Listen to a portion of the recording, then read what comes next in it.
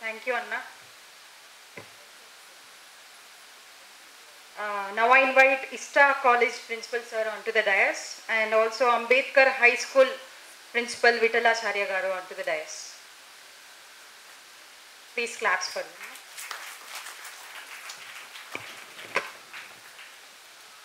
Sir పిల్లలు అట్లాగే education గురించి భూపతి గారు చెప్పారు.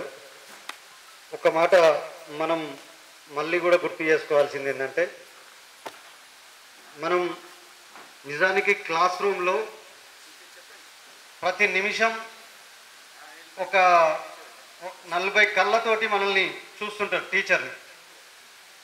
ఆ 40 అంటే 40 మంది ఉంటే 80 కళ్ళు మనం చూస్తుంటాయి. 40 మంది తలలు మనం అబ్జర్వ్ చేస్తుంటాయి. ఆ అందరినీ కూడా మనం సాటిస్ఫై చేయడానికి ప్రతి టీచరు ప్రతిరోజు నిత్య విద్యార్థిగానే ఉంటాడు. అట్లా ఉంటేనే మనం సర్వైవల్ కాగలుగుతాం. ముఖ్యంగా ఇక్కడికి వచ్చిన టీచర్స్ దాదాపు అందరూ కూడా ఒక అంటే కార్పొరేట్ స్కూల్స్ ఉన్నారు, మంచి స్కూల్స్ అంటే సిబిఎస్ఈ స్కూల్స్ ఉన్నారు. అవసరమైతే మనం ఏమైనా వెనకబడితే వెనక్కే పంపించే స్కూల్స్ అన్నీ కూడా ఇక్కడ టీచర్స్ వచ్చారు. అంటే ఇక్కడికి వచ్చిన టీచర్స్ ఎప్పుడైతే అప్డేట్ కాలేరో, ఎప్పుడైతే నేర్చుకోలేరో, ఎప్పుడైతే వెనకబడుతున్నారో వాళ్ళు వెనకకే పోతారు. కానీ ఇక్కడికి వచ్చిన టీచర్స్ మాత్రం నిత్యం అప్డేట్లో ఉండే టీచర్సే నేను భావిస్తూ ఉన్నాను. అవునా కదా?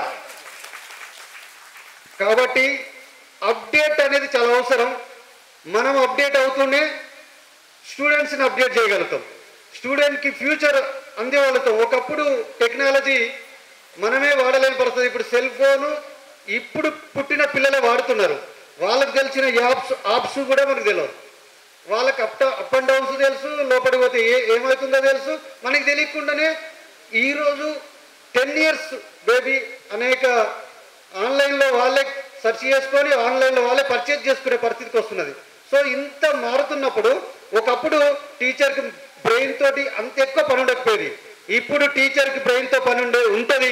ఒకవేళ సార్ అంటుండే ఏమన్నాడు, మొన్న ముఖ్యమంత్రి గారు ఒక మాట అన్నారు, ప్రైవేట్ టీచర్లు ఏముంది 10th క్లాస్ తోటే అయిపోతుంటారు, వాళ్ళకు పెద్దగా నాలెడ్జ్ ఉండదని చెప్పేసి అంటుంటారు.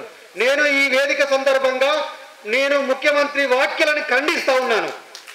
ఎందుకంటే ప్రైవేట్ టీచర్లో ఇక్కడికి వచ్చిన వాళ్ళని అడగండి. ఈరోజు హైదరాబాద్లో సుందరయ్య విజ్ఞాన కేంద్రంలో బాలింగంపల్లిలో ఉన్న ఈ హాల్లో అడగండి, ఎవరైనా 10th క్లాస్ చదివి ఉన్నారా?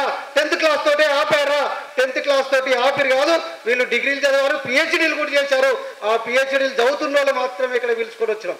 పీజీలు చేశారు. నిజానికి ఒకవేళ గవర్నమెంట్ టీచర్లు వాళ్ళు గొప్పలే, మనం ఏం వనాల్సింది ఏం లేదు వాళ్ళని. వాళ్ళకి ఎందుకంటే వాళ్ళు ఎగ్జామ్ రాస్తారు, క్వాలిఫై అవుతారు, వాళ్ళు చాలా మనకంటే బాగా పెర్ఫార్మెన్స్ చేశారు కాబట్టి ఆ ఎగ్జామ్ ప్యాటర్న్లలో వాళ్ళకి జాబ్ వచ్చింది, వాళ్ళు గొప్పలు అనుకుందాం. కానీ మీరు మనవాల్సింది మర్చిపోతున్నది ఒకటి ఉంది. ఎందుకంటే వాళ్ళు అప్పటి వరకే అప్డేట్ అయి ఉన్నారు. వాళ్ళు ఆ తర్వాత అప్డేట్ అయితలేరు కాబట్టి, ఆ తర్వాత నేర్చుకుంటలేరు కాబట్టి ఆ స్కూల్స్ అన్ని వెనుకబడుతున్నాయి. దానికి ప్రభుత్వం కారణం అవుతుంది ప్రధానంగా. వాళ్ళు కాకపోవచ్చు, ప్రభుత్వమే కారణం అవుతుండొచ్చు. వాళ్ళ కింద ఫాలోఅప్ చేస్తున్న వాళ్ళు ఎక్కువ మంది ఉండొచ్చు, తక్కువ ఉండొచ్చు. కానీ మనల్ని మాత్రం వాళ్ళు వెనకబడ్డా కానీ మేము ముందుంటాం, ముందు తరాల కోసం మేము ప్రయత్నం చేస్తాం, అప్డేట్ అవుతాం, అప్డేట్ తరాన్ని తయారు చేస్తాం అనేవాళ్ళు ప్రైవేటు టీచర్లు. వీళ్ళ గొంతు మీరు అర్థం చేసుకోవాల్సిందిగా మేము కోరుతా ఉన్నాం. అది అర్థం చేసుకోవాలి గవర్నమెంట్ వల్ల, అధికారులు కూడా అర్థం చేసుకోవాలి. వాళ్ళకు వచ్చిన తర్వాత కూడా ఇప్పుడు మినిస్టర్ గారు వచ్చే అవకాశం ఉంది. సారు లింబాద్రి సారు అంది వేలో ఉన్నారు, ఉన్నత విద్యా మండలి చైర్మన్ గారు, అట్లాగే డిఓలు వీళ్ళు కూడా వస్తున్నారు. వాళ్ళందరికీ కూడా ఆహ్వానం చెప్తాం వచ్చిన తర్వాత. అప్పటిదాకా మీరేమి ఇబ్బంది పడద్దు. ఆ సందర్భం ముఖ్యంగా వీటన్నిటికంటే ముఖ్యంగా ఒకటే గుర్తుపెట్టుకోవాల్సింది ఏంటంటే, మన ప్రైవేటు టీచర్లు గొంతు విప్పడానికి మనం ప్రయత్నం చేయాలి. అంటే ఎక్కడ మన క్లాస్ రూమ్లో మనం ఎక్కడ బోధిస్తున్నాం, ఎవరికి బోధిస్తున్నాం, ఎట్లా బోధిస్తున్నాం అనేది చాలా కీలకమైంది. మన కోసం మనం మాట్లాడుకోలేనప్పుడు మన కోసం ఎవరు మాట్లాడటం లేరు.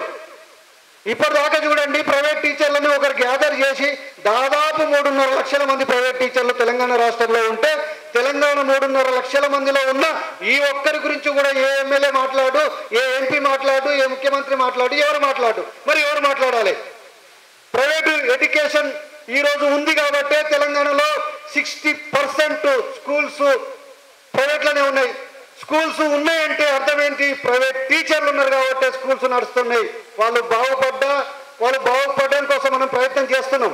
అది ప్రైవేట్ వాళ్ళకి బాధ. ప్రైవేట్ వాళ్ళకి మనం సర్వీస్ చేస్తున్నాం, ప్రైవేట్ వాళ్ళకి మనం పోస్తున్నాం.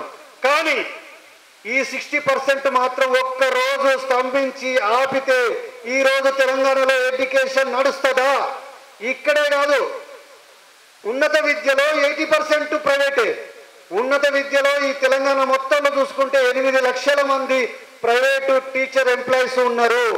ఈ టీచింగ్ ఫ్యాకల్టీ కానీ డిసైడ్ అయ్యి ఒక్కరోజు మేము స్టడీ చెప్పమని చెప్పేసి ఒక నెల ఆపినాం అనుకోండి, తెలంగాణ అతలాకుతలం అయిపోద్ది. తెలంగాణ కాదు, దేశం మొత్తం ఆపితే దేశం మొత్తం అతలాకుతలం అయిపోద్ది. కానీ మనం మాత్రం ఐక్యం లేం. మనం ఒకరి గురించి ఒకరు మాట్లాడడం, ఒకరి గురించి ఒకరు మాట్లాడకుండా, ఒకరికి సపోర్ట్ చేయకుండా మన కోసం ఎవరు సపోర్ట్ చేయరు. ముఖ్యంగా ప్రైవేట్ టీచర్లకు ఇంకా మరింత బాధ్యత ఏముందంటే, గవర్నమెంట్ టీచర్లలో ఉన్న వాళ్ళు అక్కడికి వచ్చే పిల్లలంతా పూర్ ఫ్యామిలీస్ నుంచి వస్తారు. వాళ్ళకు ఇబ్బందులు తెలుసు, కష్టాలు తెలుసు. కాబట్టి వాళ్ళు అవసరం ఉంటే అడగడానికి అవకాశం ఉంది. కానీ ప్రైవేటు స్కూళ్ళకు వచ్చే పిల్లలు అడగడానికి స్కోప్ లేదు. కానీ వాళ్ళ మైండ్లని ఎన్లైట్ చేసి వాళ్ళలో ఒక వెలుగు నింపి ఈ సమాజం పట్ల జరుగుతున్న అన్యాయాన్ని ప్రశ్నించడానికి కోసం వాళ్ళని తయారు చేయకపోతే భవిష్యత్తులో మన కోసం మాట్లాడే వాళ్ళు ఎవరు ఉండరు.